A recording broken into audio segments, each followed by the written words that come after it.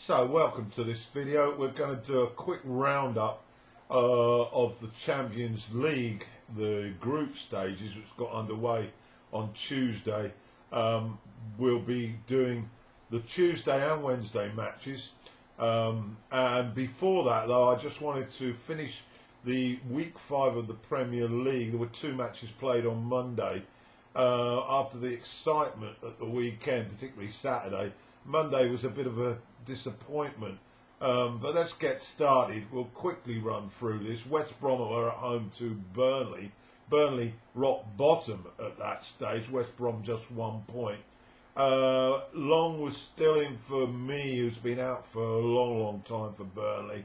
Wood and Barnes restored up front for Burnley. Rodriguez on the bench, and Grant was in for West Brom. He's a recent signing.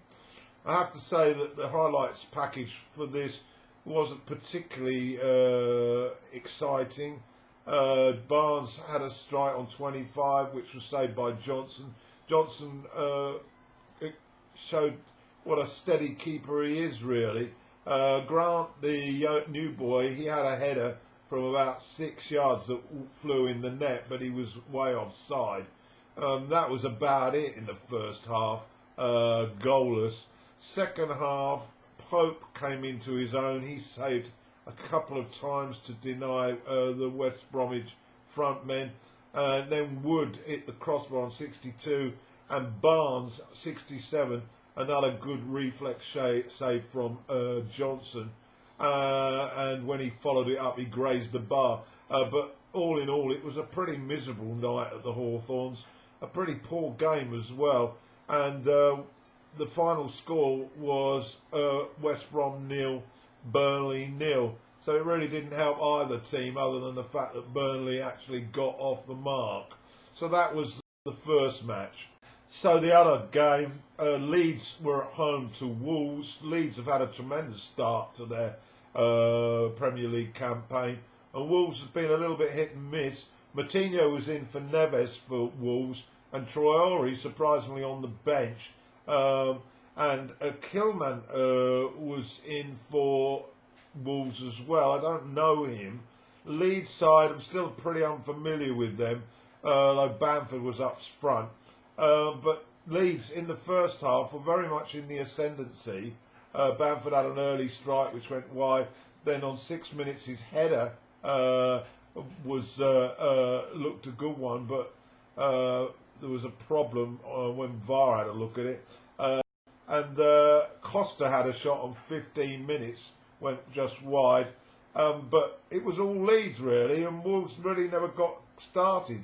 And Cody was inspired at the back, clearing away the danger, and one save from Podence by Amelia, the Leeds keeper, but it was goalless at the break.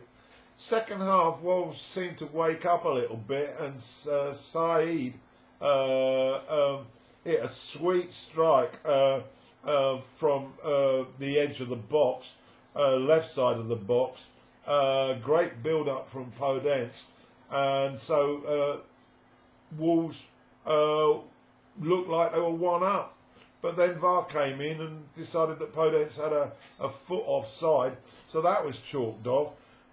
Then 17 minutes later, on 69 minutes, Wolves again threatening a bit more. The ball came across to Jimenez. His first time strike hit a huge deflection off a chest of one of the Leeds defenders. The poor keeper had absolutely no chance, went in the net, and Leeds had gone behind to that freakish Jimenez shot. So 1-0 to Wolves. After that, the game petered out really, and so at the full-time whistle, Nino Espirito Santo was jubilant because he'd come away with a 1-0 win at Ellen Road, and his team hadn't really performed. Leeds could count themselves a bit unlucky, really, but they do seem to have a problem, well, they did this night, on getting the ball over the line. So final score then was Leeds 0, Wolves 1. So let's round that up then, week 5, and go through the table quickly.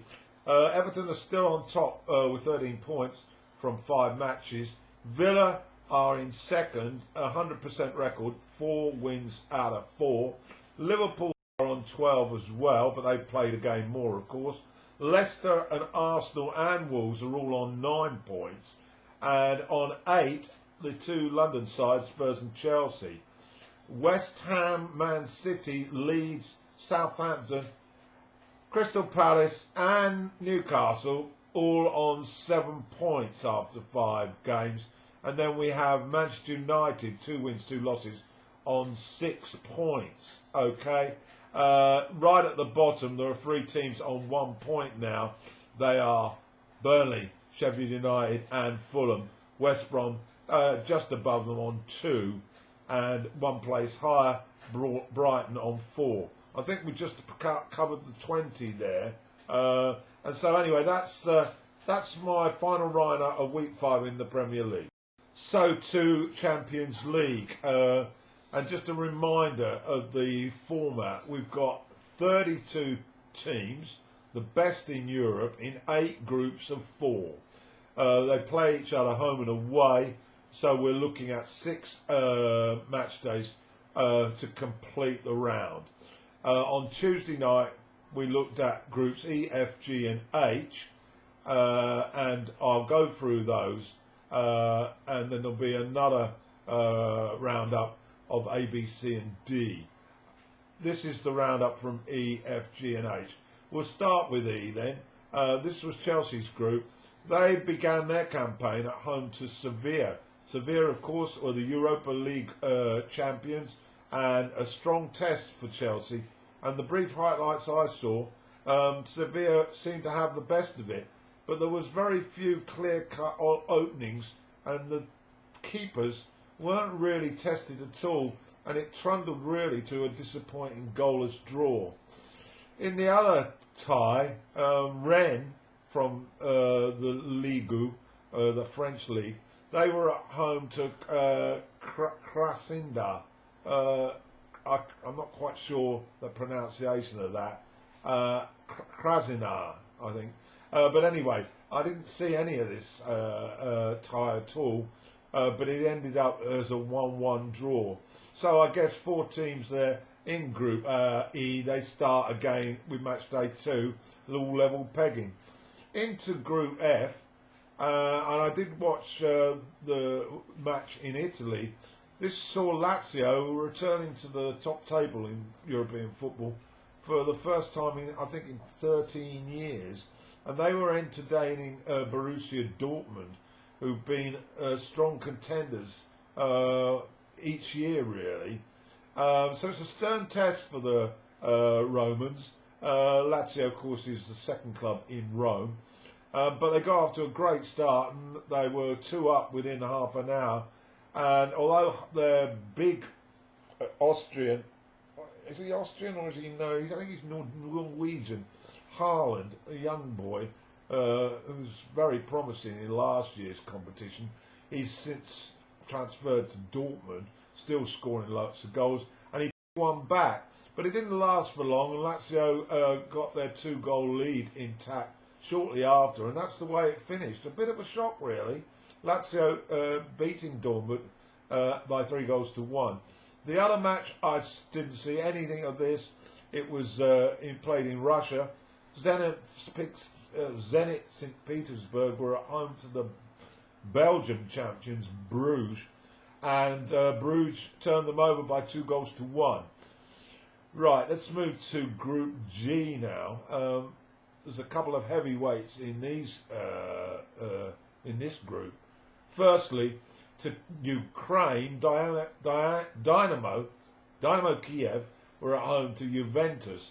But Juventus are, of course, without Ronaldo. He's in the quarantine following his COVID positive test. But I did note Ramsey was in from the start for Juve. And they've got Pirlo as their coach now. And he's certainly got a history with his club of success. And they took some time to get going, the Italians. but eventually they were a bit too strong for Kiev, and they ended up taking the game by 2-0. The other game was at the Nou Camp, and it was Barcelona at home to the Hungarians, Ferencváros. Now, Ferencváros have quite a bit of history, but recently we haven't seen them in the top table of European competition. And they started briskly and had a goal disallowed, but then Messi started to weave some magic. Barcelona are a rather different side now. They lost Neymar, of course, and then they've lost Suarez, and Rakitic has gone to Sevilla, and a few other changes. And others have retired, of course, Iniesta. And they're a very, very different side from the one that was really bossing Spain and the Champions League a few seasons back. But they've got some young strikers, and they came good, and Messi chipped in with his goal, and they ended up blitzing the Hungarians by 5-1. Right, so to H, and this was the game that had a particular interest for me with my favourite side, Manchester United. More about them in a moment. The other match pitted Leipzig against Istanbul Başakşehir.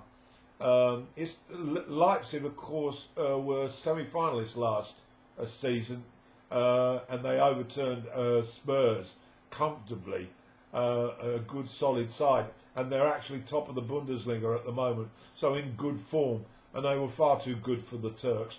A comfortable 2-0 win for Leipzig, and of course they've lost Werner to Chelsea, who scored a hatful of goals for them.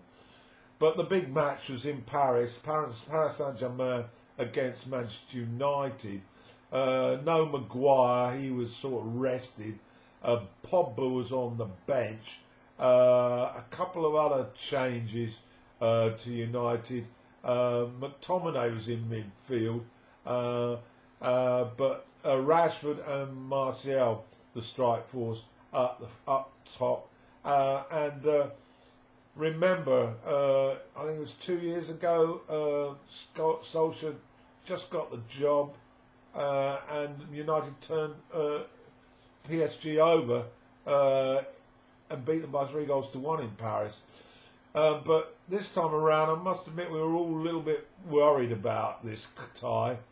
But from the off, United were up for it.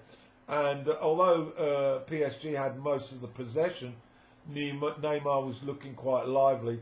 But to all intents and purposes, they were really well handled. I was particularly impressed with Lindelof and Bailly at the back. And really, De Gea didn't have too much to do early on.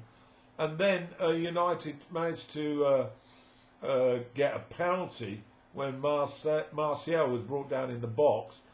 Penalty taker, of course, is Bruno Fernandes, who had the captain armband on. Maybe it had some impact on him because his first effort was saved by the keeper, but the keeper had clearly moved off his line, and so when Fernandes had a second opportunity, he put it in the same corner. The keeper went to the other, and so United were 1-up. They took that into half time, and but PSG, looking stronger in the second half, was certainly dominating. And from a free kick into the crowded box, for some unknown reason, Martial managed to get his hand to the ball.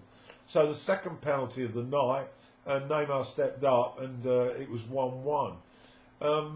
Looked pretty level after that, and then a really delightful through ball by Pogba, who come on, found Rashford, who managed to create a yard of space, and he hit a delightful right-footed shot to the right of the keeper, and it went in off the post, and so United had retaken the lead, and they hung on to it. So another absolutely fantastic result in the French capital, A great start to Manchester United's Champions League campaign, and they rolled Paris Saint-Germain over. Final score then was Paris Saint-Germain 1, Manchester United 2. So anyway, I'll be back with the roundup for Wednesday's matches. Of course, in those matches, I'll be highlighting the Premier League sides, Liverpool, who are gonna be without Van Dijk for not just this match, but possibly the rest of the season, and Manchester City, amongst others. So we'll hear from you a bit later. So, continuing my roundup of the Champions League, Matchday 1, I'm now going to cover the matches that were played last night. Those are Group A to D. 8 matches to get through. I was fortunate to get onto highlights football.com. It's a very good site, and I got a taste of all 8 of them. But let's go through them as we read them. In Group A, the champions, the reigning Champions League champions, Bayern Munich. They, on paper, had a rather stiff task. They were at home to Atletico Madrid, who've always been a tough nut to crack. And early on, it looked a bit like that, but eventually Bayern got the breakthrough. And I'm just referring to my notes. 29 minutes, Kuma, who looked dangerous throughout. They made it 2 before the break, and then sauntered to a comfortable 4-0 win in the second half, with 2 more goals, Kuma getting his brace, and they looked really, really classy. Atletico Madrid, with Suarez in their lineup, they really didn't match the Germans anywhere on the park. The other match in that group was FC Salzburg at home to Lokomotiv Moscow. Now, Salzburg last season, of course, they had Haaland, but he's now gone to play his football at Dortmund in Germany. They got off to a pretty wretched start, and the Russians went ahead. But second half action, they managed to turn it around and go 2-1 up. But the Russians got a late equaliser, and so final score there was Salzburg 2, Lokomotiv Moscow 2. Now to Group B, and this is regarded as a pretty tough group all in all, and I'm just trying to struggle to get my notes right. San Siro Stadium first, Inter Milan at home to Borussia Mönchengladbach from Germany. Well, the Italian side is littered with internationals, and eventually on 48 minutes added time, Lukaku managed to be in the right place in the 6-yard box to put them ahead. And they went further ahead on 62 minutes, but 2 goals from the Germans brought the tie level. These were 83 and 89 minutes, and on the face of it, they looked good value for a draw. Now, the other game in Group B pitched Real Madrid at home to Shakhtar. Now, Shakhtar, unbelievably, had 10 players out with COVID, and Real were depleted as well. And Real, strangely, they chose to play the game on their training ground rather than at the Bernabeu. I guess they thought there might be a little bit more atmosphere. Well, they almost lived to regret it, because the first half they looked like they were still in the dressing room, and Shakhtar went ahead on 28 minutes, and they were playing really good football. And amazingly, by the time we got to the break, Shakhtar from Ukraine had put 3 past the goalkeeper, Courtois. So at the break, lots of headaches for Zidane, but he brought on a couple of his first choice substitutes. A great shot from Modric set them on their way on 53, and then the Ukrainian defence started to get the jitters, and they conceded a second on 58. After that, it was all Madrid, and it looked like on 92 that they'd escaped with a draw after a speculative shot went through a crowd of players and went into the net. But there was a Real player offside and definitely interfering with play, as he was right in front of the goalkeeper. So it was chalked off, and the men from Ukraine had managed a fantastic result for them. Real Madrid going down in their first game to Shakhtar Donetsk by 3-2. Continuing to Group C, and I watched the first match in Manchester City's campaign. Of course, this trophy's been elusive for them in the last few years. They bowed out to Lyon last time out, and the year before in the semis to Spurs. They were at home to Porto, the Portuguese champions, and they had a bit of a shock because on 14 minutes, a great shot from Diaz whistled past the Brazilian keeper, and the Portuguese were 1-up. A penalty from Aguero steadied the ship, and then into the second half, tremendous free kick from Gundogan and a lovely individual effort from Torres secured a 3-1 win for Manchester City. In the other match in this group was in Greece between Olympiacos and Marseille. So brief highlights of this. Marseille got in front and looked like they were heading for the 3 points, but a very late equaliser by the Greeks left the tie at 1-1 at full time. So the last two matches now in Group D. The Danes had a new team in this Champions League, Midtjylland, and they were at home in a very, very cold Denmark. They were at home to Atalanta.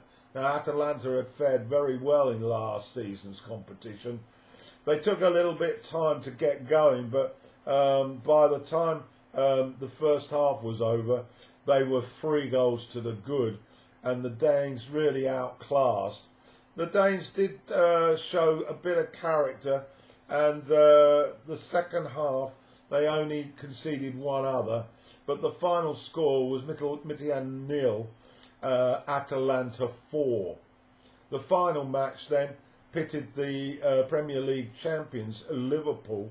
They went to Amsterdam to face Ajax, a difficult task on paper, and with the loss of Van Dijk and Thiago, potentially a banana skin.